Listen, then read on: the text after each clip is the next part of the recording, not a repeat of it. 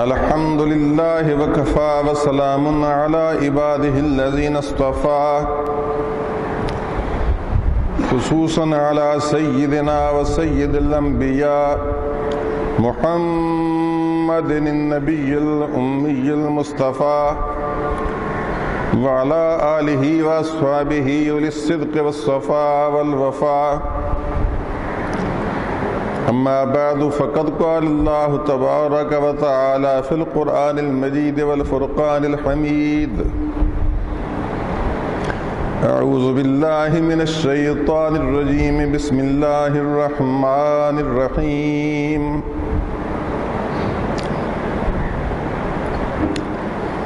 ما يلفظ من قول إلا لديه رقيب عتيد. صدق الله مولانا العظيم.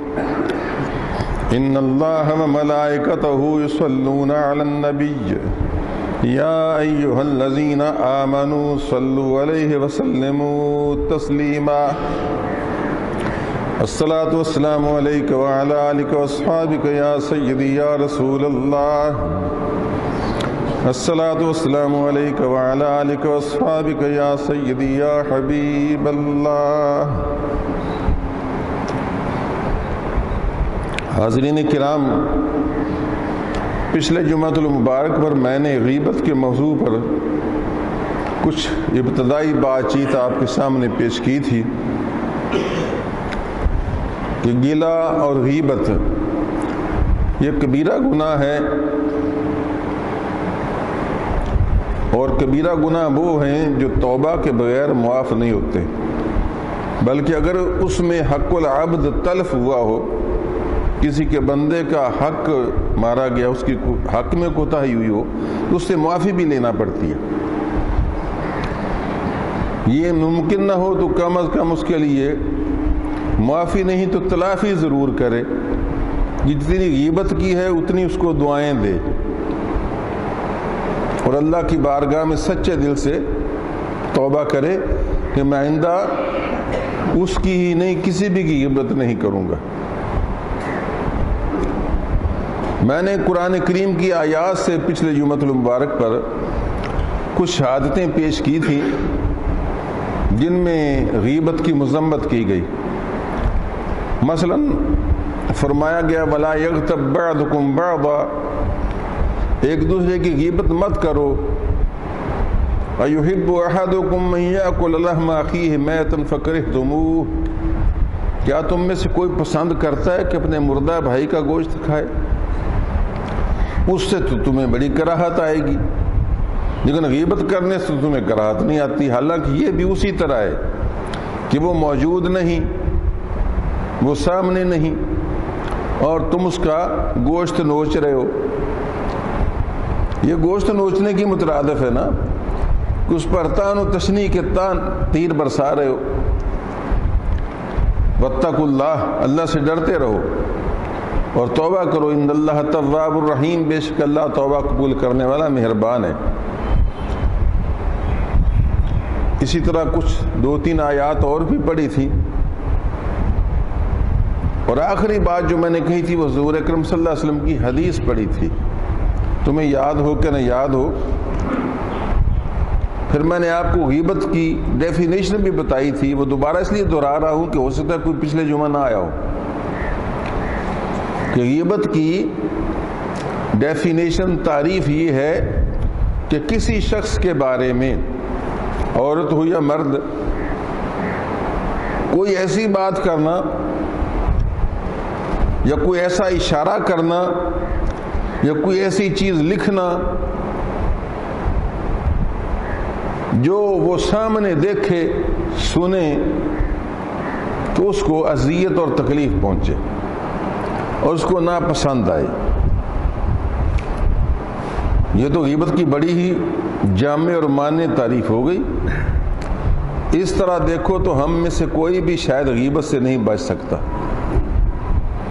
کہ ہم یقیناً کبھی نہ کبھی بلکہ ہر وقت ہی کسی نہ کسی حال میں کسی نہ کسی انداز میں غیبت میں لگے رہتے ہیں، اور یہ نہیں سوچتے کہ ہم کبیرہ گناہ کا ارتکاب کر رہے ہیں. کئی مرتبہ اس کی نقل اتار کر دکھاتے ہیں، کئی مرتبہ اشارے کنایے سے سمجھاتے ہیں، کئی مرتبہ لفظ بول دیتے ہیں، کئی مرتبہ یہ کہ بھائی سچی بات تو یہ کہ سچی بات تو یہ، اور سچی بات کیا ہے؟ یہ تو بہت جھوٹی بات ہے جو تم کر رہے ہو۔ اگر تمہیں اسے سمجھانا ہی ہے تو ان کو سمجھانا ہی ہے تو ان کو آپ اکیلے میں تنہائی میں منہ پر سمجھا دیں اور خیر خواہی کے ساتھ سمجھا دیں، تاکہ آپ غیبت کے گناہ کے مرتکب نہ ہوں۔ کیونکہ آپ جو بھی اشارہ کریں گے، جو بھی بات کہیں گے، اللہ تبارک و تعالیٰ کا فرشتہ کرامن کاتبین آپ کے کندھوں پر بیٹھے، وہ ہر بات لکھ رہے ہیں، اور وہ توبہ کی صورت میں ہی اس کو معافی مل سکے گی اور اس کی تلافی ہو سکے گی، یا اس کے لیے دعا کریں گے تو تلافی ہوگی، ورنہ وہ آپ کے نامہ اعمال میں بہت بڑے گناہوں میں سے گناہ لکھا گیا ہوگا۔ اس کی تفصیل میں نے پچھلے جمعہ خاصی عرض کر دی تھی۔ اب میں آپ کو احادیث نبویہ میں غیبت کی مذمت کے بارے میں حضور صلی اللہ علیہ وسلم کے ارشادات سناتا ہوں۔ پہلی حدیث جو میں نے اس دن آخری پڑھی تھی وہ یہ تھی کہ المسلم من سالم المسلمون من لسانہ و یدہ، کہ مسلمان وہ ہے جس کی زبان سے اور جس کے ہاتھ سے دوسرے مسلمان سلامتی میں رہیں، محفوظ رہیں۔ تو اگر آپ کا ہاتھ اس کو تکلیف پہنچا رہا ہے، کبھی مار کر، پیٹ کر، گولی چلا کر، لاٹھی مار کے، تھپڑ مار کے، کم تول کے، سمجھے، کم تول کے، کم ماپ کے، یہ بھی ہاتھ کی مار ہے نا، یا پھر آپ کی زبان مار دے رہی ہے، غیبت کر کے، بہتان لگا کے، شکایت کر کے، اس کے خلاف بات کر کے، تو زبان تکلیف پہنچا رہی ہے، تو آپ صحیح مسلمان نہیں ہیں۔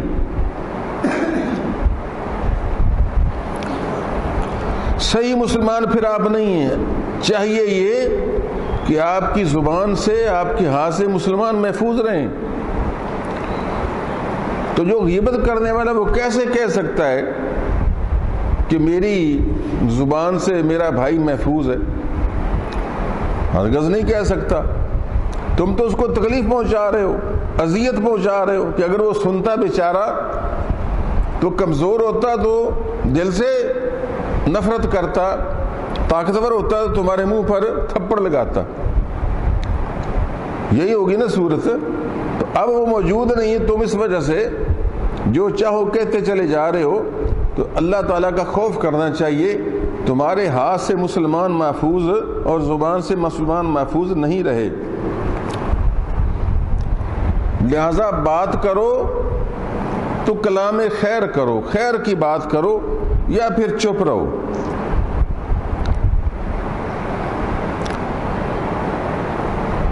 ایک دوسری حدیث میں آیا کہ اچھی بات خاموشی سے بہتر ہے، اچھی بات خاموشی سے بہتر ہے۔ مثلا میں تبلیغ کر رہا ہوں، اچھی بات کہہ رہا ہوں، یہ خاموشی سے بہتر ہے، اور بری بات کرنے سے، غیبت کرنے سے، جھوٹ بولنے سے خاموش رہنا بہتر ہے۔ بلکہ یہاں تک انہوں نے فرمایا کہ اگر کوئی عالم ہے تو اس کی خاموشی وقار ہے۔ عالم اگر زیادہ باتیں نہ کرے گا تو وقار بڑھے گا، اور اگر جاہل چپ رہے تو پردہ دار ہے۔ کیا مطلب کہ جاہل کی جہالت عیاں نہیں ہوتی، کیونکہ اونٹ بولے گا تو لانے کی بو آئے گی نا، تو جب جاہل بات کرے گا تو پتہ چل جائے گا کہ بھائی ہے، تو اس وجہ سے خاموش رہے گا تو اس کا پردہ پڑا رہے گا۔ اور اگر عالم ہے تو عالم کو بھی خاموشی میں بہتری کہ یا تو واعظ و نصیحت کی بات ہو تو کرے، لیکن اگر بلا ضرورت ایسے ہی باتیں کرتے رہے گا تو اس کے وقار میں کمی آئے گی، ان لوگ اس کو عام تو سمجھنے لگیں گے نا، گویا اس نے خود اپنے وقار میں کمی کی زیادہ باتیں کر کے جو غیر ضروری باتیں تھیں۔ تو دونوں صورتوں میں ہی عالم ہو یا جاہل، خاموشی بہت اچھی چیز ہے، اور بندے کی زبان سے لوگوں کا محفوظ رہنا یہ بہت کریڈیٹیبل بات ہے۔ دیکھتے نہیں کہ ہمیں تو اللہ تعالیٰ نے حکم دیا ہے کہ تم مسلمان کے پاس سے بھی گزرو تو دعا دیتے جاؤ، السلام علیکم ورحمۃ اللہ وبرکاتہ، کہ اے میرے بھائی تجھ پر سلامتی ہو، اللہ کی رحمت ہو اور برکتیں ہوں۔ یہ صرف دعا نہیں بلکہ یہ ایک لاحہ عمل ہے۔ بھائی دیکھو، جس کو آپ کہہ رہے ہیں دکان پر جاتے ہی السلام علیکم، میری طرف سے تم پر سلامتی ہو، تو پھر اس کی چیز تو نہیں نہ اٹھانی چاہیے۔ اور دکان دار کہتا ہے وعلیکم السلام ورحمۃ اللہ وبرکاتہ، اور آپ پر بھی اللہ کی طرف سے سلامتی ہو اور میری طرف سے بھی سلامتی کا پیغام ہے، اللہ کی رحمت کا اور برکت، تو پھر یہ تو نہیں نا اچھا چلتا کہ منہ سے تو تم کہو سلامتی ہو تم پر اور کوشش کرو کہ اس کی جیب کاٹ لوں۔ 10 روپے کی چیز 20-40 میں بیچ دوں، طے شدہ سے کم دوں، ماپنے میں اونچ نیچ کروں، 1 نمبر دکھا کر 2 نمبر دوں، یہ تم نے اچھی زبان سے سلامتی کی بات کہی۔ یہ تو وہی بات ہوگی نا کہ منہ میں رام رام بغل میں چھری۔ یہ محاورہ بنا ہے پتہ نہیں کن کے لیے بنا، میرا خیال ہم سب پر فٹ آتا ہے کہ ہم السلام علیکم بھی کہتے ہیں دشمنوں کو، اور دشمن بھی جانتے ہیں ایک دوسرے کو، اور اس کے خلاف باتیں بھی کرتے ہیں۔ تو ایسی منافقت پھیلی ہے، ورنہ اللہ کے رسول نے تو ہمیں وہ لفظ سکھائے تھے کہ جس کے بولنے کے بعد گنجائش ہی نہیں رہ جاتی کہ بندہ کسی دوسرے کا برا چاہے، کیونکہ بندہ بڑا دوگلا ہو جاتا ہے۔ میں منہ سے تو کہوں کہ آپ پر سلامتی ہو، میری طرف سے آپ خیر میرے، کسی قسم کا فکر نہ کریں، اور میں نیچے چھری پھیر دوں، تو بڑا سخت میں منافق آدمی ہوا کہ میں نے آپ سے دوگلی بات کی، منہ پر تو سلامتی کا لفظ لایا اور اندر سے آپ کو زخمی کیا۔ تو دوستو رسول کریم صلی اللہ علیہ وسلم کے ارشادات بہت سارے ہیں۔ ایک ارشاد میں فرمایا من ساکتا سالما، کہ اگر آپ کسی کی اچھی بات نہیں کہہ سکتے تو چپ رہیں، کیونکہ من ساکتا سالما، جو خاموش رہا وہ نجات پا گیا، ومن سالما نجا، جو خاموش رہا وہ سلامت رہا، اور جو سلامت رہا وہ نجات پا گیا۔ عقبہ بن عامر رضی اللہ تعالیٰ عنہ رسول اللہ صلی اللہ علیہ وسلم نے ایک مرتبہ پوچھا یا رسول اللہ نجات کس چیز میں ہے؟ فرمایا اپنی زبان کو لگام دو، بس اس میں نجات ہے، اپنی زبان کو لگام دو۔ جس طرح گھوڑے کو لگام سے قابو رکھا جاتا ہے، زبان کو قابو رکھو۔ یہ نہیں ہے کہ کھلا چھوڑ دو، جو چاہے بکتے چلے جاؤ۔ ایک اور حدیث میں فرمایا بعض اوقات انسان اپنی زبان سے ایک کلمہ ایسا بولتا ہے جس سے خدا کی اس پر ناراضگی لکھ دی جاتی ہے، حالانکہ انسان کی نظر میں وہ کلمہ بالکل چھوٹا اور بے حیثیت سا ہوتا ہے۔ بظاہر تو ایک چھوٹی سی بات ہوتی ہے، وہ سمجھتا ہے یہ کون سی ایسی اہم چیز ہے، لیکن اس کی وجہ سے اللہ تعالیٰ کی ناراضگی اس پر لکھ دی جاتی ہے۔ اس سلسلے میں اگر آپ کو ایک چھوٹی سی بات میں مثال دے دوں، اور بہت بڑی ہستی کی مثال، ام المومنین عائشہ صدیقہ رضی اللہ تعالیٰ عنہ کی۔ آپ جانتے ہیں کہ حضور صلی اللہ علیہ وسلم کی ازواج مطہرات 1 سے زیادہ تھیں مدینہ طیبہ میں، اور آپ یہ بھی جانتے ہیں کہ جو سوتیں ہوتی ہیں، جن کو اردو پنجابی میں سوکن کہتے ہیں، سوتوں کے درمیان کچھ نہ کچھ رکاوٹ ہوتی ہے، اور رکاوٹ پھر اور زیادہ ہو جاتی ہے اگر محبوب بڑا ہی خوبصورت ہو۔ کیوں جی؟ اگر محبوب اللہ کا بھی محبوب ہو تو اس کی شخصیت، اس کی ذات، صفات، جتنا عشق قوی ہوگا اتنی رقابت بھی ذرا تیز ہوگی. کیوں جی؟ تو رسول اللہ صلی اللہ علیہ وسلم جو اللہ کے محبوب ہیں، وہ ان کے شوہر تھے، تو ہر بی بی کی یہ تو خواہش یقیناً ہوتی ہوگی کہ رسول اللہ صلی اللہ علیہ وسلم مجھ پر نگاہ کرم زیادہ رکھیں. تو ایک مرتبہ حضرت عائشہ صدیقہ رضی اللہ تعالی عنہ سے حضرت صفیہ جو یہود کی بیٹی تھی، حیی بن اخطب کی، حیی بن اخطب یہودی کی بیٹی تھی، اور جنگ میں وہ میدان جنگ میں گرفتار ہوئیں، اور اس دور کے تقاضوں کے مطابق اگر کوئی خواتین میدان جنگ میں حصہ لیتی اور گرفتار ہو جاتی تو ان کو واپس نہیں لوٹایا جاتا تھا، تاکہ وہ اور زیادہ دلیر اور طاقتور نہ ہونے کی کوشش کریں کہ بھی ہمارا تو کوئی نقصان نہیں ہوگا، بلکہ ڈرانا مقصود ہوتا تھا. تو سپہ سالار اسلام اس کو مجاہدین میں تقسیم فرما دیتا تھا، بطور جس طرح ولی، جس طرح باپ بطور ولی اور سرپرست کے بیاہ دیتا ہے نا، تو اسی طریقے سے وہ حاکم وقت سپہ سالار اسلام ان کو مجاہدین کے درمیان تقسیم فرما دیتا تھا، اور وہ ان کی ملکیت ہوتی تھی. اس کے دو فائدے تھے، آپ یہ نہ سمجھیں کوئی ظلم تھا، یہ دو فائدے تھے. ایک تو وہ خواتین بے سہارا نہ رہتی، اگر واپس دیتے تو کافروں کے دل سے ڈر نکلتا تھا، تو پھر لائیں گے اور عورتوں کو کہ یہ تو واپس آئی جانی ہے، تو ان کو بھی تو ڈرانا مقصود ہے. اور اگر ان کو کھلا چھوڑیں تو خطرہ ہے وہ بیچاری بے سہارا بدکاری کریں گی، پھر اور کیا کریں گی. تو کیا یہ بہتر نہیں کہ ان کو کسی مسلمان کے باقاعدہ حصے میں دے دیا جائے، تاکہ اس کے نان و نفقے کا وہ کفیل ہو، ذمہ دار ہو، وہ عورت جو ہے وہ بری راہوں سے بھی بچ سکے. تو اس لیے وہ حضرت صفیہ رضی اللہ تعالیٰ عنہ چونکہ سردار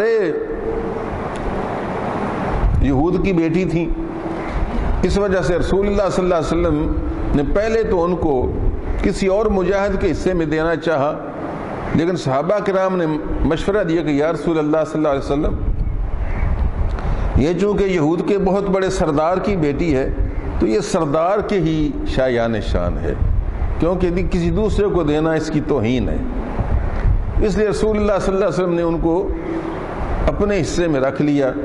اب آپ صلی اللہ علیہ وسلم کسی کو کنیز اور غلام کے طور پر رکھنا پسند نہیں کرتے تھے. آپ جانتے تھے اور چاہتے تھے کہ بندہ صرف اللہ کا ہی غلام ہو اور کسی کی مملوک اور ملکیت نہ ہو. تو آپ کے حصے میں جو کوئی غلام کنیز آتا تھا آپ آزاد کر دیتے تھے. آپ کی عادت کریمہ تھی، سنت کریمہ تھی. اس وجہ سے آپ نے ان کو آزاد کر دیا کہ چاہو تو اسلام قبول کرو اور میرے پاس رہو، چاہو تو تم جہاں جی چاہے واپس چلی جاؤ. دیکھو کتنی شان کریمی ہے، چاہو اپنے باپ کے پاس چلی جاؤ. تو ان کو رسول اللہ صلی اللہ علیہ وسلم کا خلق اور خلق، حضور کا جمال اور کمال، یہ دونوں اتنے اٹریکٹیو نظر آئے کہ انہوں نے حضور کی غلامی کو پسند کیا کہ مجھے آپ اپنی کنیز بنا لیں اور اپنے نکاح میں داخل فرما لیں. تو رسول خدا صلی اللہ علیہ وسلم نے ان کو اپنے نکاح میں داخل فرمایا تھا. یہ میں نے پس منظر بتا دیا. اب چونکہ ایک غیر مسلم یہودی کی بیٹی تھی، دوسرا خوبصورت تو بہت زیادہ تھی لیکن قد ان کا ذرا چھوٹا تھا، تو کسی معاملے میں حضرت عائشہ صدیقہ رضی اللہ تعالیٰ عنہ نے حضور صلی اللہ علیہ وسلم کی خدمت میں اشارہ کر دیا کہ فلاں بات جو ہے نا یہ اسی نے کہی ہوگی، اس طرح کر دیا. یعنی یہ غیبت اشارے سے تھی، منہ سے کچھ نہیں کہا، یہ اسی نے فلانی نے یہ بات کہی ہوگی، اسی نے کہی ہوگی. یعنی ہاتھ میں اشارہ تھا ان کے قد کی طرف. تو رسول خدا صلی اللہ علیہ وسلم نے فرمایا عائشہ، اب آپ صلی اللہ علیہ وسلم کا خلق عظیم دیکھیے، سمجھایا تو کتنے اچھے لفظ ہیں. میں عائشہ تم نے ایسی بات کی ہے کہ اگر اس کو سمندر میں ڈال دیا جائے تو سارا سمندر گدلا ہو جائے. دیکھو کیسا فکرہ، میں سمجھتا ہوں ادب کی جان ہے، علم کی جان ہے، اخلاق کی جان ہے یہ فکرہ. نہ اس میں کوئی برا لفظ ہے، نہ گالی ہے، نہ کوئی ملامت ہے، نہ کوئی برا بھلا کہا ہے، لیکن فکرہ ایسا بول رہا ہے کہ خدا کی قسم بندے کے دل پر لکیر ہو جاتا ہے. فرمایا عائشہ تو نے ایسی بات کی ہے کہ اگر سمندر میں ڈال دی جائے نا سارا سمندر گدلا ہو جائے. مطلب ہے کہ کس کے اندر اپنی بہن کی غیبت اور گلہ اور اس پر تان کی اشارہ تو نے کیا. تو آپ صلی اللہ علیہ وسلم اس طریقے سے اپنے اہل بیت کی اخلاقی تربیت فرماتے تھے. اس طرح ایک اور موقع پر حضرت عائشہ صدیقہ رضی اللہ تعالیٰ عنہ کے منہ سے کہیں نکل گیا کہ حضرت عائشہ صدیقہ بھی حضور صلی اللہ علیہ وسلم کو بہت پیاری اور عزیز تھی. تو یہ نکل گیا کہ اے صفیہ تم ہمارا مقابلہ کر سکتی ہو کہ میرے ابو جو ہیں وہ رسول اللہ صلی اللہ علیہ وسلم کے خاص الخاص دوست اور رفیق اور یار غار ہیں، تو تم میرا مقابلہ کیسے کر سکتی ہو؟ پھر میرے شوہر اللہ کے نبی ہیں، اللہ کے رسول ہیں، وہ تو خیر ان کے بھی تھے. جو میرے باپ ابو بکر صدیق ہیں، میں ان کی بیٹی ہوں. تو رسول اللہ تشریف لائے تو حضرت صفیہ رو رہی تھیں. یہ میں اس لیے بتا رہا ہوں کہ رسول اللہ صلی اللہ علیہ وسلم نے جو زندگی گزاری ہے وہ ایسی زندگی بطور ایک انسان بھی گزاری ہے جس میں انسانوں کے لیے اسباق ہوں، اور ہر کوئی یہ نہ سمجھے کہ نہیں جی ان کی بڑی شان ہے. شان تو یقیناً ہے، ہم ان جیسے کیسے ہو سکتے ہیں، لہذا ہم تو غیبت کرتے ہی رہیں گے، ہم تو مجبور ہیں. نہیں، رسول اللہ صلی اللہ علیہ وسلم کو بھی ایسے حالات کا سامنا کرنا پڑتا تھا، اور حضور صلی اللہ علیہ وسلم کا کردار بتاتا ہے کہ تمہیں کیا کرنا چاہیے.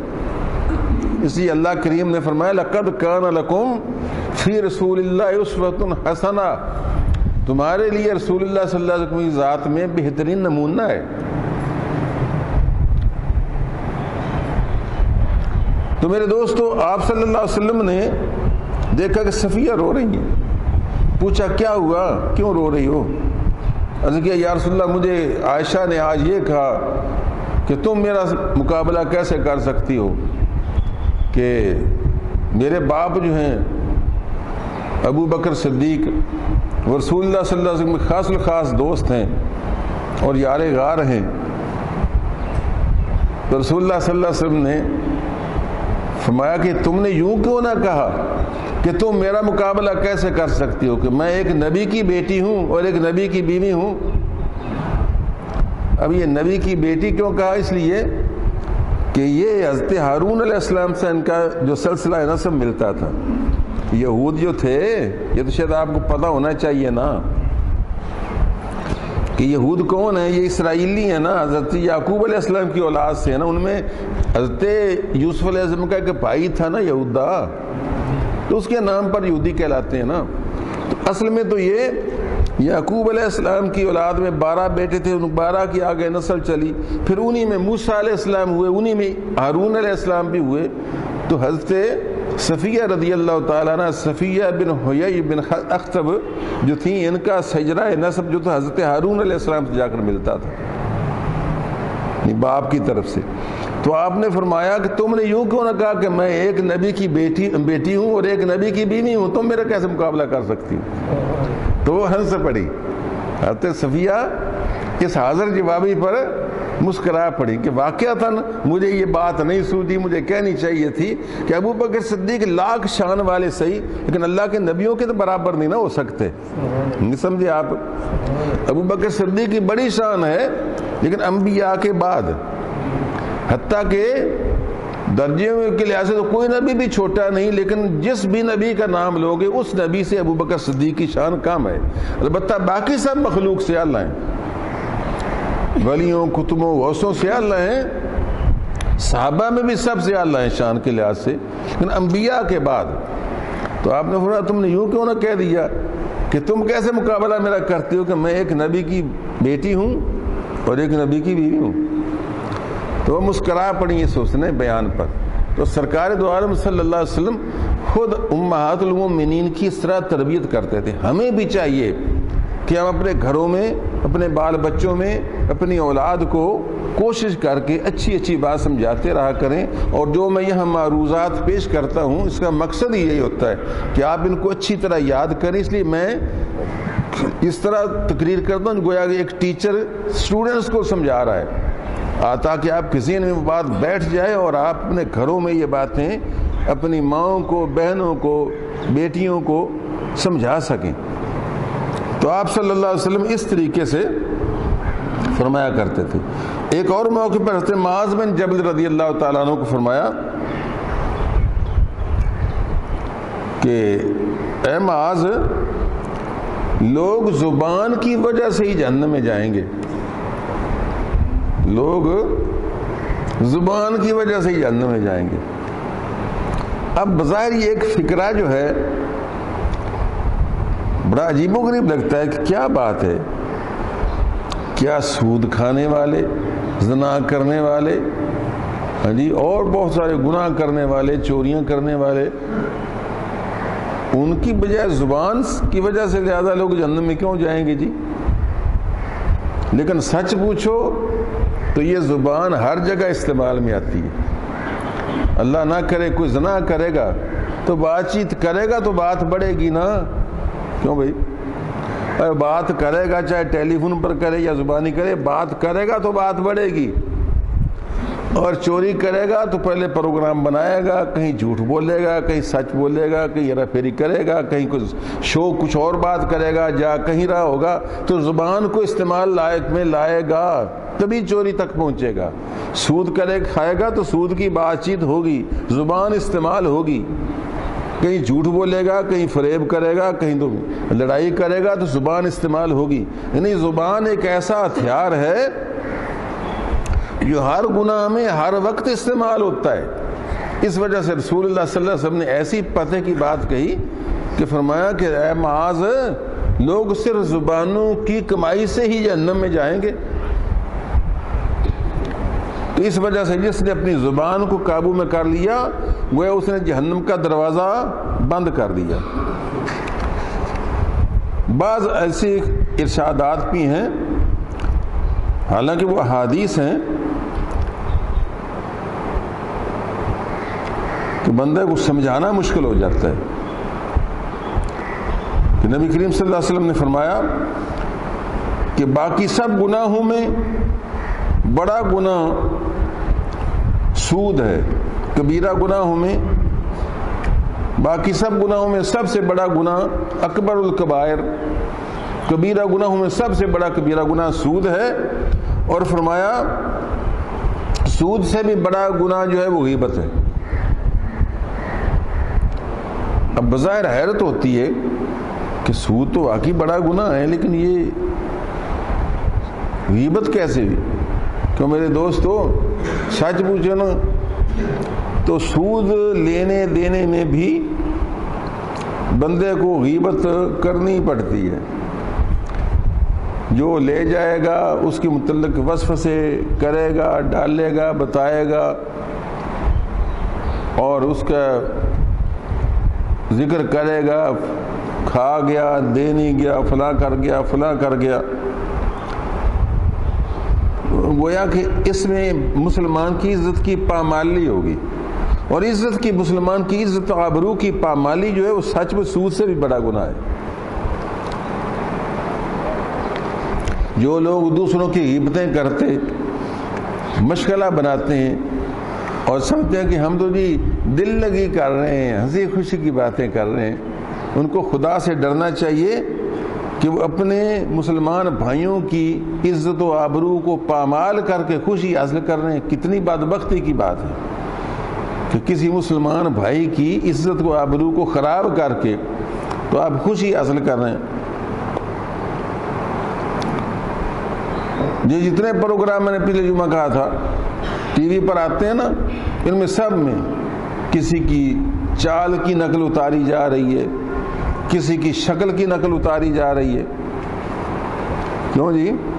جب کسی لیڈر کو پیچھے اسے کو کتا بنا کر آگے شکل اس کی لگا دی جائے اور یہ سوشل میڈیا پر دکھایا جائے تو کیا اس کا دل خوش ہوتا ہے؟ کیوں جی؟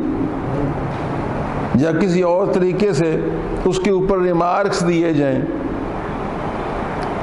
اس کے خلاف طرح طرح کے گوناگوں ذلت آمیز، بڑے خوش ہیں. آج کل یہ سوشل میڈیا بڑا عام ہو گیا جی، بڑی جی اب تو آزادی ہو گئی جی. یہ آزادی ہے، لعنت اس آزادی پر. ارے اس سے بہتر ہے محمد مصطفیٰ کی غلامی. محمد کی غلامی ہے سند آزاد ہونے کی، خدا کے دامن توحید میں آباد ہونے کی. ایک اور حدیث میں فرمایا سرکار دو عالم صلی اللہ علیہ وسلم کے مسلمانوں کی غیبت نہ کرو، ان کے عیوب کے پیچھے نہ لگو.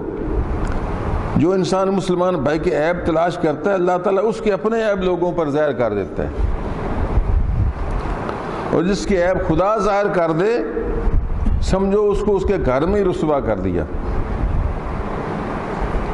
اور یہ ہم نے دیکھا ہے، جو دوسروں کی پگڑیاں اچھالتے ہیں خود ذلیل و خوار ہو کر رہتے ہیں. ایک مرتبہ جابر بن عبداللہ کہتے ہیں ہم رسول اللہ کی بارگاہ میں موجود تھے، درس رسول اللہ صلی اللہ علیہ وسلم کی جو برکت صحبت تھی نا، اس میں بہت ساری ایسی چیزیں بھی عیاں ہو جاتی تھیں جو بظاہر ہم سے نہاں ہیں. وہ اعجاز تھا حضور کی ذات کا. جس طرح میں نے کہا نا 2 لڑکیوں نے غیبت کی تھی، پہلے جو میں بتایا تھا. حضور اکرم صلی اللہ علیہ وسلم نے فرمایا انہیں روزہ بھی رکھا ہوا تھا، تو آپ نے فرمایا تم نے کچھ نہیں کھایا؟ کہ نہیں کچھ نہیں کھایا. فرمایا کیا کرو؟ تو انہوں نے انگلیاں مار کر گلے میں قے کی تو خون اور گوشت کے لوتھڑے نکلے. یہ پچھلے جمعہ میں نے بات سنائی تھی، یہ حدیث میں آتی ہے. تو وہ حیران ہوئی کہ ہم نے تو کوئی گوشت یا اس طرح کی کوئی چیز نہیں کھائی تھی، یہ کیا ہے؟ تو آپ فرمایا کیا تم نے غیبت نہیں کی؟ دونوں نے بیٹھ کر دوسری ماؤں بہنوں کی تم نے عزت خاک میں نہیں ملے، تم روزہ رکھ کر غیبت کرتے رہے. یہ وہی ہے. تو یہ بظاہر جو اللہ نے قرآن کریم میں فرمایا کہ تم میں سے جو غیبت کرتا ہے مردہ بھائی کا گوشت کھاتا ہے، تو یہ حضور اکرم صلی اللہ علیہ وسلم کی گفتگو کے اعجاز سے اللہ تعالیٰ نے اس کو متمثل کر کے متشکل کر کے دکھا دیا کہ میرے حبیب نے جو فرمایا اس کی حقیقت میں تم کو دکھا دیتا ہوں. یہ ایک تصرف ہوتا ہے اللہ تعالیٰ کی طرف باطنی تصرف، اور رسول اللہ صلی اللہ علیہ وسلم کو کہ قرب میں یہ خاص تھا، یہ خاص چیز حاصل ہو جاتی تھی. اس لیے صحابی کی شان کو کوئی نہیں پہنچ سکتا نا. حالانکہ صحابی سارے کو مفسر قرآن تو نہیں ہو جاتے تھے، سارے صحابی فٹافٹ سارا مجموعہ حدیث تو نہیں پڑھ لیتے تھے. تو کیا وجہ ہے کہ کوئی غوث قطبی ان کی شان تک نہیں پہنچ سکتا؟ کہ جس کو جو لمحہ رسول اللہ کی صحبت کا میسر آیا ہے نا، اس میں جو فیض اس کی ذات تک پہنچا ہے اس فیض کا کوئی بدل نہیں ہو سکتا. اور وہ فیض تو اتنا ہے کہ آپ نے سنا نہیں، رسول اللہ صلی اللہ علیہ وسلم ایک مرتبہ خچر پر سوار جا رہے تھے، تو خچر جو تھا سامنے قبریں آ گئیں، تو خچر ڈر کر اپنے دونوں قدموں پر کھڑا ہو گیا اور پیچھے الٹتا تھا، آگے ڈرتا تھا، جاتا نہیں تھا. رسول اللہ صلی اللہ علیہ وسلم سے نیچے اترے. غالباً یہ آپ نے سنا ہوگا، ورنہ جو روزانہ میری تقریریں سنتے ہیں ان کو تو پتہ ہی ہے نا، میں نے سنایا ہوا ہے کہ آپ صلی اللہ علیہ وسلم نے خچر سے نیچے اتر آئے اور صحابہ ساتھ تھے باز، فرمایا کہ تمہیں پتہ ہے یہ خچر کیوں بدکا اور کیوں ڈرائے؟ بس کہ یا رسول اللہ تعالیٰ بہتر جانتا ہے. تو معلوم ہے اللہ نے پردے ڈالے ہوئے ہیں نا آنکھوں پر، کیونکہ اگر نظر آئیں تم جی نہ سکیں. تمہیں اگر قبروں والوں کا واہ ویلا سنائی دے تو اللہ کی قسم تم روٹی چھوڑ دو، کھانا پینا عذاب ہو جائے. یہ بھی اللہ کا کرم ہے کہ اس نے ہماری بدبختیوں پر پردہ ڈالا ہوا ہے اور ہمیں نظر نہیں آتی، ورنہ پتہ نہیں کیا حال قبروں میں ہو رہا ہے لوگوں کا. تو آپ نے فرمایا یہ خچر بدکا اور ڈرا ہے کہ سامنے جو 2 قبریں ہیں ان قبروں والوں کو عذاب ہو رہا ہے، یہ وہ دیکھ کر ڈرا ہے. اب تم بتاؤ جی کہ خچر کی آنکھ اتنی طاقتور کیسے ہوگی کہ اگلے جہان برزخ کی آباد دیکھ رہا ہے؟ کیوں؟ یہ پتہ نہیں، سمجھ نہیں آ رہی۔ حضور کے صلی اللہ علیہ وسلم کے جسم میں اطہر کے ساتھ جو لگا ہوا تھا، حضور اس کے اوپر سوار تھے، تو نبی کریم صلی اللہ علیہ وسلم کے جسم میں پاک کی برکت کی وجہ سے خچر کو وہ چیز نظر آئی جو ساتھ چلنے والے انسانوں کو بھی نظر نہیں آ رہی تھی۔ تو جس کے ساتھ خچر لگ جائے تو اس پر غیب عیاں ہو جاتا ہے، اس کی اپنی ذات کا کیا کہنے۔ فرمایا ان 2 قبروں والوں کو عذاب ہو رہا ہے اور یہ وہ دیکھ کر ڈرا ہے۔ یا رسول اللہ عذاب کیوں ہو رہا ہے؟ فرمایا ایک کو اس وجہ سے کہ وہ چغلی اور غیبت کرتا تھا، وہ چغلی اور غیبت کرتا تھا، اس کی عادت ہے، اور دوسرے کو اس لیے ہو رہا ہے کہ وہ پیشاب کی چھینٹوں سے نہیں بچتا تھا، یعنی لاپرواہی سے میں غسل ماننے میں کھڑے ہو کر پیشاب کر دیا، یا دیوار کی طرف پیشاب کی دھار ماری اور پیچھے لوٹ کر چھینٹے پڑے اس پر، یا ایسی صورت میں پیشاب کیا کہ جسم پر چھینٹے آئے، تو اس وجہ سے اس پیشاب کی چھینٹوں سے نہ بچنے کی وجہ سے عذاب ہو۔ اللہ تبارک و تعالیٰ کو مسلمان کا پلید ہونا اور پلید رہنا پسند نہیں ہے، اسی وجہ سے یہ حکم ہے کہ اگر پیشاب باہر کہیں کرو تو نرم جگہ پر کرو، اور ایسی جگہ جو آگے نیچے کی طرف نشیب کی طرف جائے تاکہ پیشاب کی چھینٹیں آپ پر نہ ہٹ کر پڑیں۔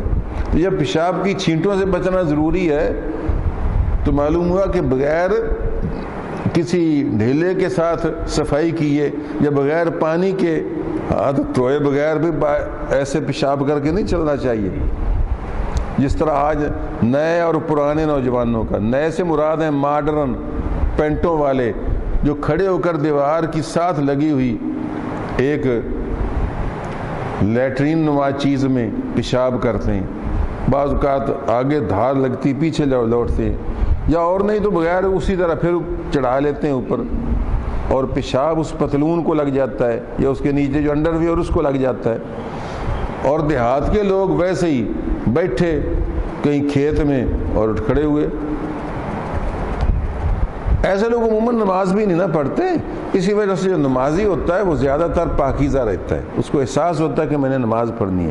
نماز کے بے شمار فائدوں میں سے ایک فائدہ یہ بھی ہے کہ نمازی کا جسم اور کپڑے اور وجود جو ہوتا ہے وہ پاک رہتا ہے۔ تو آپ صلی اللہ علیہ وسلم نے فرمایا کہ یہ اس وجہ سے، تو میں عرض یہ کر رہا تھا کہ رسول اللہ صلی اللہ علیہ وسلم کی صحبت اور رفاقت میں بعض اوقات وہ کچھ نظر آ جاتا تھا جو عام حالات میں نظر نہیں آتا۔ بعض اوقات ایسا ہوا کہ رسول اللہ صلی اللہ علیہ وسلم کھانا کھانے کے لیے بیٹھے تو صحابہ کرام نے کھانے سے تسبیح کی آواز سنی، کھانے سے تسبیح کی آواز سنی۔ عرض کہ یا رسول اللہ صلی اللہ علیہ وسلم یہ تسبیح کی آواز کہاں سے آ رہی؟ فرمایا یہ جو تمہارے ہاتھ میں کھانا ہے نا، یہ میری پاس قرب کی صحبت سے اللہ تعالیٰ نے تمہیں سنوا دیا کہ ہر شے اللہ کی تسبیح کرتی ہے، اور یہ جو تمہیں نہیں سنوایا جاتا یہ بھی اس لیے نہیں سنوایا جاتا، اللہ نے پردہ ڈالا ہوا ہے تاکہ تم کھانا کھا سکو۔ کیوں بھائی؟ اگر ایک مچھلی آپ کھانا چاہ رہے ہیں اور مچھلی اللہ کا ذکر کر رہی ہو تمہیں سنائی دینے لگے تو کس منہ سے بندہ منہ میں ڈالے اس کو؟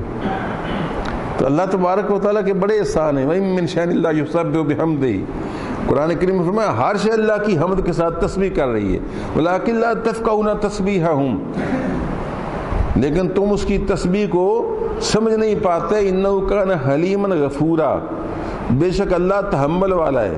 اب تحمل کا تعلق اس سے کیا ہوا؟ معلوم ہے یہ کہ اس کا تحمل ہے کہ تم پر رحم آتا ہے کہ یہ بیچارے کھانا کیسے کھائیں گے اگر ان کو ہر شے کی تسبیح سنائی دینے لگی۔ تو اللہ تبارک و تعالیٰ نے یہ جو بعض لوگ کہتے ہیں نہیں جی مجھ پر کشف ہونا چاہیے، ہر شے مجھے نظر آنی چاہیے پھر میں مانوں گا بزرگی ہے، یہ بھی اللہ تعالیٰ کا اکرام ہے کہ ہماری آنکھوں پر پردے ڈالے ہوئے ہیں۔ اللہ تعالیٰ اس پر کشف کی تھوڑی سی ونڈو کھولتا ہے جس کو اللہ تعالیٰ بہت بڑا حوصلہ دے دیتا ہے۔ مثلا ہم میں سے کسی کی آنکھ باطنی آنکھ کھل جائے اور ہمیں بندے کے عمل نظر آنے لگے، آپ کو میرے عمل اور مجھے آپ کے عمل نظر آنے لگے، کیوں جی؟ اور مجھے پتہ چل جائے کہ اس کے بندے کے دل میں میرے ساتھ اتنا حسد بھرا ہوا ہے تو اس کا ریئیکشن نہ ہوگا، اور آپ کے دل میں پتہ چل جائے آپ کو کہ حافظہ مجھ کو دل سے اتنا برا جانتے ہیں تو ریئیکشن نہ ہوگا۔ تو یہ اللہ تبارک و تعالیٰ کا کتنا کرم ہے کہ اس نے ہم پر پردے ڈالے ہوئے ہیں، ہماری نیتوں پر، ہمارے عملوں پر، اس سے ہم آپس میں زندگی گزار پا رہے ہیں، ورنہ ہماری زندگی کا گزارنی مشکل ہو جائے۔ اس وجہ سے کئی لوگ جی نہیں جی فلانا دل کی بات جانتا ہے، فلانا میرے پیر نے دل کی باتیں جان لی، تو یہ تو اللہ والے جو حقیقتاً اللہ والے ہیں وہ تو دل کی باتیں جان بھی جائیں تو بتاتے ہی نہیں، سمجھے؟ اللہ یہ کہ کبھی شاذ نادر کسی دینی مصلحت کی وجہ سے کوئی بات وہ کہہ دیں تو کہہ دیں، ورنہ اللہ تبارک و تعالیٰ کو بڑے حوصلے دیتا ہے۔ فرمایا یہ بھی اللہ بھی حلیم ہے، حوصلے والا ہے، اس وجہ سے وہ تمہیں ان کی تسبیح سنواتا نہیں۔ تو بات سے بات دور نکل گئی۔ میں کر رہا تھا کہ جابر بن عبداللہ کہتے ہیں کہ ایک دفعہ رسول اللہ صلی اللہ علیہ وسلم کے ہم پاس بیٹھے تھے کہ ایک انتہائی بدبودار ہوا آئی کہ ہم سب نے اپنے ناک پر ہاتھ رکھ لیے۔ آپ نے فرمایا یہ بدبودار ہوا کہاں سے آئی، یہ پتہ ہے تمہیں؟ انہوں نے کہا یا رسول اللہ، اللہ تعالیٰ جانتا ہے۔ آپ نے فرمایا ہذہ الریح الذین یغتابون المؤمنین یغتابون المؤمنین، فرمایا یہ بدبودار ہوا ان لوگوں کے منہ سے نکلی ہے جو مومنین کی غیبت کرتے ہیں۔ حضور کے قرب کی وجہ سے اللہ تعالیٰ نے ان پر یہ منکشف کر دیا، ورنہ ہم حالت تو نہیں نا محسوس ہوتی۔ تو فرمایا حضور صلی اللہ علیہ وسلم کے پاس چکے بیٹھے تھے، اللہ تعالیٰ کے رسول کے قرب کے ذریعے اللہ نے کرم فرمایا تاکہ ان کو غیبت سے نفرت ہو جائے، کہ غیبت اتنی بری چیز ہے کہ اگر اللہ تعالیٰ پردہ نہ ڈالے تو غیبت کرنے والے کے منہ کی بدبو جو ہے وہ پوری محفل کو بیٹھنا اجیرن ہو جائے اور مشکل ہو جائے۔ یہ ساری باتیں میں کیوں سنا رہا ہوں کہ آپ حضرات کو اور مجھے غیبت سے نفرت ہو جائے اور ہم لوگوں کے دوسرے بھائیوں کے بارے میں غلط سلط قسم کی باتیں نہ کریں، بس خاموش رہا کرو۔ جب آپ کو پوچھا نہیں گیا کوئی بات تو آپ کو کیا ضرورت ہے تبصرے فرمانے کی، اور پھر اپنے ایسے گمان کے ساتھ جبکہ آپ کو کوئی یقین بھی نہ ہو۔ اس طرح سہل بن سعد رضی اللہ تعالیٰ عنہ فرماتے ہیں رسول اللہ صلی اللہ علیہ وسلم فرمایا فَمَن يَزْمَنُ لِي مَا بَيْنَ لِحْيَيْهِ وَمَا بَيْنَ رِجْلَيْهِ أَزْمَنُ لَهُ الْجَنَّةَ، جو بندہ مجھ کو ان دو چیزوں کی ضمانت دے، ایک اس چیز کی جو دو رانوں کے درمیان ہے، ران جانتے ہو نا، ایک تو پتہ نہیں آپ کو اردو بھی آتی ہے کہ نہیں، ران جاننا ہے لکڑا بیچنا لیا، ران جاننا کنوں آدم تینوں ہے یار رفیق، یہ ران جاننا کن کہ کنوں کہندے نے کی آندا ہے بکرے دی ران لے کے آویں آدھے نہیں، کنوں آدھے پٹ نوں۔ شکر ہے میں بہرحال پنجابی دی تقریر کیتا کراں۔ فرمایا جیڑا مینوں دو چیزاں دی ضمانت دے میں نہ دو چیزاں دی حفاظت کراں گا، ایک وہ چیز جیڑی دو پٹاں دے درمیان ہے۔ ہن تو سمجھ آئی ہے نہیں؟ آپ کو اردو نہیں آتی، کسی زمانے میں فارسی نہیں آتی تھا، اردو بھی نہیں آتی، ہو سکتا ہے کوئی وقت ہے آپ کو پنجابی بھی نہ آئے۔ آپ کہیں وہ کیسے ہو سکتا ہے پنجابی نہ آئے؟ وہ ایسے ہوگا جب آپ پر انگریزی چڑھ جائے گی تو تم پنجابی بھی بول جائے گی۔ یہ نہیں تھا کوئی مائدہ العالم اندس سے پنجابی چ نیوزل نو کی آدھے، اور نیوزل ہوں نا، نیوزل ٹریکٹر دی ہوں کہ نہیں، چلے نو چھڈو، ٹریکٹر نو پنجابی چ کی آدھے دسو، دسو پنجابی ٹریکٹر نو کی آدھے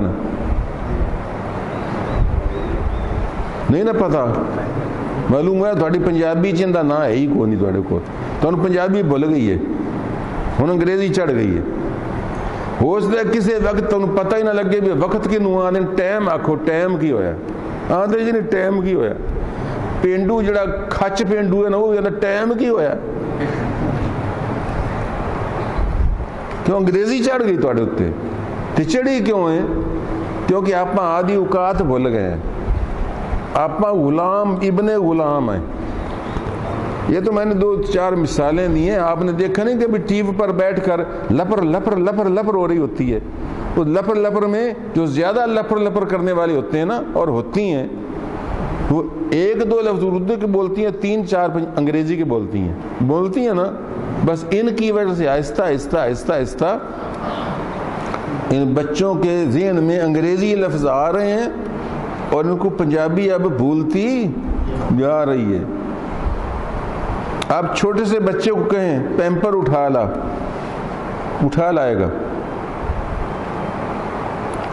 کچھا دیر ہوتے نہیں انہوں سمجھا من تو جب افسا بڑی عجیب گلاں جان دے جے. ہاں بالکل, میری نگاہ ہر چیز پر ہے, لیکن کیا کروں, میرا بس نہیں چلتا. میں ایک بندہ کیا کر سکتا ہوں؟ یہ تو پورے کا پورا معاشرہ ایک سیلاب آ رہا ہے مغربیت کا, اس سیلاب کی زد میں بہا جا رہا ہے ہر کچھ. تو میرے دوستو, میں نے مجبور ہو کر یہ بات کہی. کہو تو میں پھر پنجابی میں بولتا ہوں. سرکار دو عالم صلی اللہ علیہ وسلم فرمایا, جیڑا مینوں 2 چیزاں دی گارنٹی دے دے لیکن وہ ضمانت نال انہوں گل نہیں سمجھے, گارنٹی نال زیادہ آئے گی. ٹھیک ہے. ہاں, میاں رفیق نبی پاک فرمایا, جیڑا مینوں 2 چیزاں دی گارنٹی دے میں انہوں جنت دی گارنٹی دینا. کون سمجھ آئی؟ جیڑا میں 2 چیزاں دی گارنٹی دے یا رسول اللہ کیڑیاں 2 چیزاں فرمایا؟ ایک وہ جڑی چڈیاں دے وچ ہے, ہن سمجھ آئی ہے نہیں, جڑی 2 راناں دے درمیان ہے, ایک تو ان دی گارنٹی دے بھی وہ اللہ دی مرضی دے خلاف استعمال نہ ہوئے گی.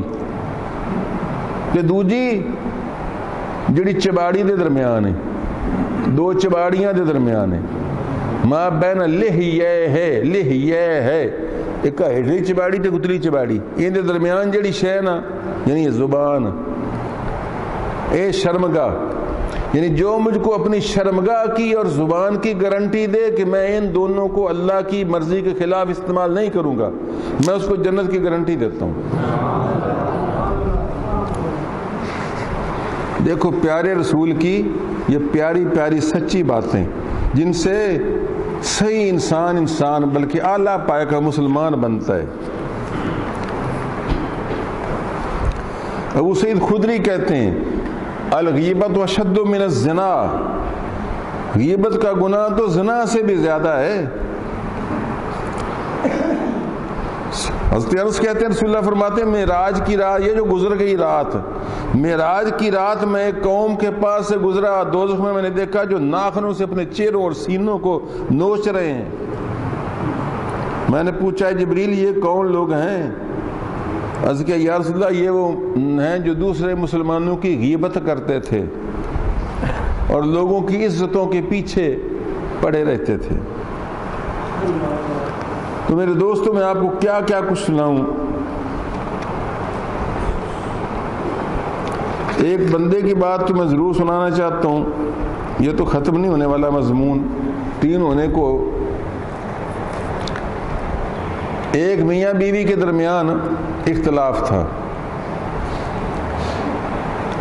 ایک میاں بیوی آپس میں اختلاف تھا, کوئی جھگڑا شگڑا تھا, اور جو میاں تھا اس کا ایک دوست تھا پڑوسی, وہ انہوں کہنے لگا, میں پنجابی چاہیے, وہ کہنے لگا ہمیں ریکارڈ ہوئے تھے ہمیں خراب ہوئے میں کرا. وہ انہوں کہنے لگا بھئی یار کی گل ہے تھوڑے گھر اچھی اچھی آوازاں آندیاں, کی گل ہے میاں بیوی چ کی رولا ہے تھوڑے چ؟ انہیں کہا دس, انہیں کہا بھائی اللہ دے بندیا, میں تے میری بیوی ساڈا جو رشتہ ہے تم جاننا ہے میاں بیوی دا, تینوں تیسرے بندے نوں میں کیوں دساں؟ کیوں جی تینوں تیسرے بندے نوں میں کیوں دساں کہ میرا تے بیوی تے میرے تے جھگڑا کی ہے؟ کیونکہ میں تے میری بیوی ہیں جانی ہے تے اسی ساڈا کم جانے, تو تیسرا بندہ ہے غیر بندہ, تینوں میں کیوں گھر دی گل دساں؟ خیر شرمندہ جا ہویا, خیال ہے اس بھی واقعی مینوں کیا پوچھن دی لوڑ سی بھئی کہ میاں بیوی تو زیادہ کہندا آپس چ امراض ہوندے نے, تے میں مڑ بھی پرائے گھر والا, مینوں کی لوڑ بھئی تھوڑے میاں بیوی چ میاں کی جھگڑا ہے؟ باقی میں بڑی بے وقوفی تے حماقت کیتی. خیر جی چند دن بعد وہ طلاق ہو گئی. جھگڑا جو بھی تھا طلاق ہو گئی. اب طلاق ہو گئی تو وہ ایک دو ہنستا ہوا آیا, کہنے لگا ہونتا دس چاہ کہنا پتہ لگ گیا نہیں, نتیجہ نکلے ہے نہیں, ہونتا دس چاہ کی گل کی آئی. اس نے کہا اب وہ پرائی ایک عورت ہو گئی, اب وہ ایک پرائی عورت ہے, مجھ کو پرائی عورت کی غیبت کرنے کی کیا ضرورت ہے کہ میں بتاؤں ہن مڑ کھچ جا ہو کے کھلو گیا. چنگا کیتا سنا تواڈے نال ایویں ہونی چاہیے.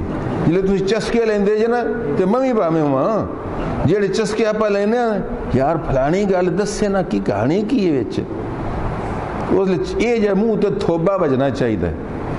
یہ تمہیں سکھانا پیا, اگر توفیق اللہ دے حق گوئی دی, یہ حق گوئی اگلا سہ سکے تا ہی ہے نا, تھوڑی تو لڑائی پی جاسی. اس گل تھی ایڈی سختی نہ کرے جے, طریقے سلیقے نہ آخ دیتا بھائی وہ ہمارا کوئی معاملہ میاں ذاتی ہے, بس سمجھ جائے گا. میں تمہیں پھا کر کے مارو تو گلما ہوں تھوڑے ہاتھ چ ہوئے تھوڑا اندر ہاتھ چ ہوئے. اگوں بڑے ٹھوک والے بندے ہیں, تو آپ سلیقے سے اس کو کہیں گے بھائی وہ ہمارا کوئی ذاتی معاملہ ہے, وہ آپ کو بیان کرنے کا نہیں ہے, بس چپ ہو جائے گا. تو مطلب ہے کہ کوئی غیبت کی کوشش کرے اور کروائے کہ آپ اس کی غیبت کریں یا کسی کو غیبت کی بات سنائیں, تو آپ اپنا نامہ اعمال سیاہ نہ کریں اور کوشش کریں کہ میں اس بات کو ٹال دوں. کتنی بڑی اچھی اچھی باتیں ابھی بہت ساری پڑھی ہیں. اگلے جمعے آؤ گے انشاءاللہ, جیتے رہیں گے نا تو پھر اور بھی بتائیں گے. ایک بات تو میں بتائے بغیر نہیں رہ سکتا, کیوں شاید اگلے جمعے تک زندگی رہے نہ رہے, یہ بات کہیں مس نہ ہو جائے. زندگی کا کوئی اعتبار نہیں ہے, آپ کو ہوگا مجھے تو کوئی اعتبار نہیں, تو بات مس نہ ہو جائے. حضرت عیسیٰ علیہ السلام اپنے کچھ حواریوں یعنی صحابیوں کے ساتھ جا رہے تھے. جب بیٹھے تھے فرمایا کیا تم پسند کرتے ہو کہ تمہارا کوئی بھائی سویا ہوا ہو اور تم اس کی چادر ہٹا کر اس کو ننگا کر دو؟ کیوں جی, وہ سویا ہوا ہو نا اور تم اس کی چادر تھوڑی سی ایسے کر کے, سمجھ آ رہی ہے نا, تم اس کی چادر اس طرح ہٹا کر اس کو ننگا کر دو, پیٹھ سے یا آگے سے یا پیچھے سے ننگا کر دو. کیا تم میں سے کوئی یہ پسند کرتا ہے؟ انہوں نے کہا توبہ توبہ جی, بڑا خبیث بندہ ہوئے گا, بڑا لانتی ہوئے گا جڑا بھئی وہ بیچارہ ستا پیا تو وہ چادر ہٹا کے تم ننگا کر دے گا. فرمایا یہ کام تو تم روزانہ کرتے ہو اور تم اب اس کو لانتی اور ملامتی کہہ رہے ہو, یہ کام تو تم روزانہ کرتے ہو. انہوں نے کہا توبہ توبہ جی, ہم نے تو کبھی بھی نہیں کیا. فرمایا جب تم اپنے کسی مسلمان بھائی کا کوئی چھپا ہوا عیب دوسروں کو بتا رہے ہوتے ہو, ہاں جی, جو کبھی ہوتا ہے کبھی ہوتا ہی نہیں, فرضی ہوتا ہے, اور تم دوسرے کو بتا رہے ہوتے ہو, تو گویا تم اپنے سوئے ہوئے بھائی کا ستر ننگا کر رہے ہو. کیوں بھی کوئی فرق ہے ان دونوں باتوں میں؟ کوئی فرق ہے؟ سبحان اللہ, اللہ کے سارے نبی ہی نور علی نور تھے, ہر ایک نے اپنے اپنے رنگ میں جو سمجھایا ہے خدا کی قسم اس کی مثال نہیں ملتی. وآخر دعوانا ان الحمدللہ رب العالمین.